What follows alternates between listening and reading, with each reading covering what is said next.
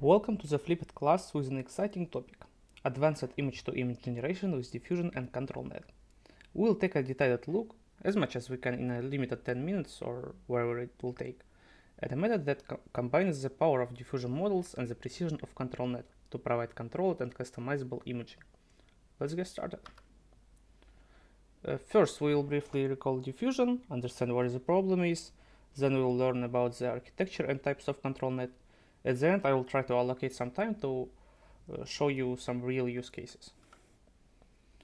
Let's start with diffusion. These models use two key processes: a forward process, where the original data is incrementally transformed into noise, and a backward process, where the model learns to recover data from noise. This method allows us to generate highly detailed and complex images, while ensuring the stability of the training due to multi-step generation. So what is the problem?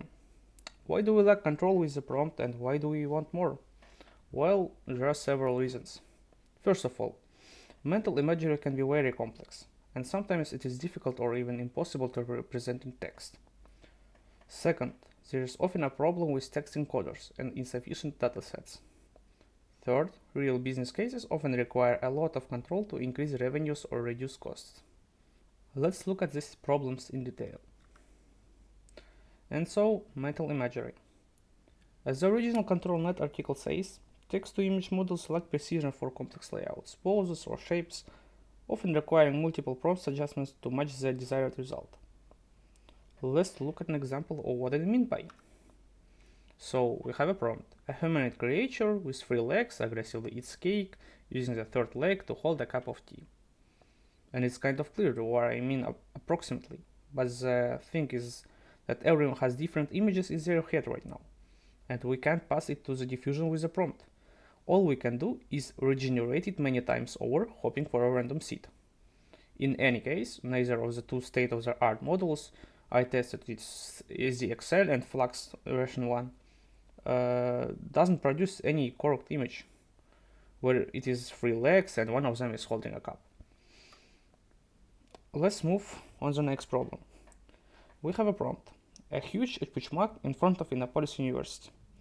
Of course, hardly any of the large generative neural networks knows what HPCMAC looks like and what Innopolis University looks like. And the third problem: complexity of business cases.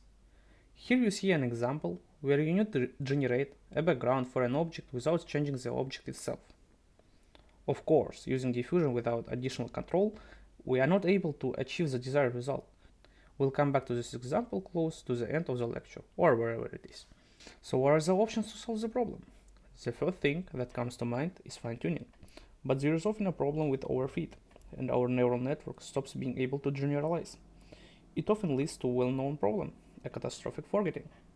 The second is additive learning, which is a familiar way to turn off most of the weights so that the existing weights are not affected much. Then the problem of catastrophic forgetting will be more rare and learning will be faster. This is not bad, but the problem remains that we have to train a different neural networks for each individual case. The third is the legendary lower rank adaptation, aka LoRA. This method is unquestionably excellent. It is similar to additive learning in its behavior, but it also provides modularity. You can easily add, remove, or replace one LoRA with another. The fourth, proposed only in 2023, is Adapter, direct competitor of ControlNet, smaller yet less efficient. At the end of 2023, just after the Adapter, a new idea was proposed: ControlNet, a model that is ideologically similar to the Adapter, but there are a few key points that give a great result, more on them later. So, ControlNet.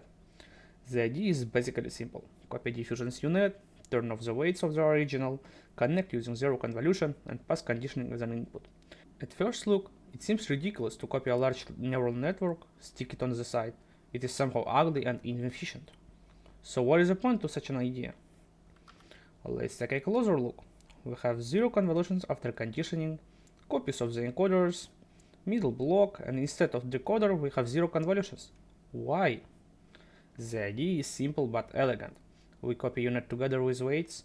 Since they already represent something, let's say, reasonable, the input vector will be converted to the desired dimension using zero convolution, and the same zero convolutions will be used to connect the control net with diffusion. so that they control the influence of the control net. Thus, we get an idea that allows the neural network not to degrade the result that the pre-trained model on a large dataset achieved before us, because in the beginning there will be zero influence at all, and then this influence will be slightly increased as the control net is trained. This leads to an interesting phenomenon. The generation is always something meaningful, but it doesn't follow the conditioning, and at some step it suddenly starts to follow. The authors of the paper call it sudden converge phenomenon. To balance between conditioning and the model's ability to generalize, the author proposed two ideas. First of all, drop 50% of the prompts during training, and the second, add weights on the input from the control net to the diffusion decoders, inverse proportional to the dimensionality, so that the more global features are more listened to conditioning, and the local ones have the ability to be, let's call it, creative, so that the pictures turn out to be more realistic. The elegant and simple idea behind ControlNet not only ensures stable training, but also allows taking multiple control nets together to handle several conditioning simultaneously. This is achieved through the use of zero convolutions, which precisely regulate control nets' influence. As a result, this approach works well even when control nets are training separately, but used together during inference. Isn't that magic? You can also see how inference is seamlessly implemented in the Hugging Face diffusers library, all thanks to the highly modular design of the architecture itself. Let's take a look at the common types of ControlNet. As you can see on the screen, each type has its specific use case, whether it's human pose, for example to visualize how clothing might look on someone else, or sketch-based generation. The beauty of ControlNet lies in its versatility. The same architecture can handle different types of conditioning. All you need to do, if you have a new idea, is to create a dataset and start training. So, why do we need all this? What are the use cases that are beneficial in business? Actually, diffusion with the ControlNet gives a whole separate field of automation paths. It can be generation of photos of clothes on models, product background generation, quick scratches for designers, an approach to showcasing your architectural ideas without efforts, and much more. Let me give you a real example. Remember that image with the ceiling light where we needed to generate a background for the object? Well, this is exactly what can be achieved with Diffusion plus ControlNet. Time is limited, so let's wrap up. Of course, ControlNet is a state-of-the-art for controlling diffusion. Its modularity and training stability open up many possibilities. However, it does have a competitor, the adapter, but that's a topic for another lecture. Thank you all for your attention, and to those who managed to watch until the end.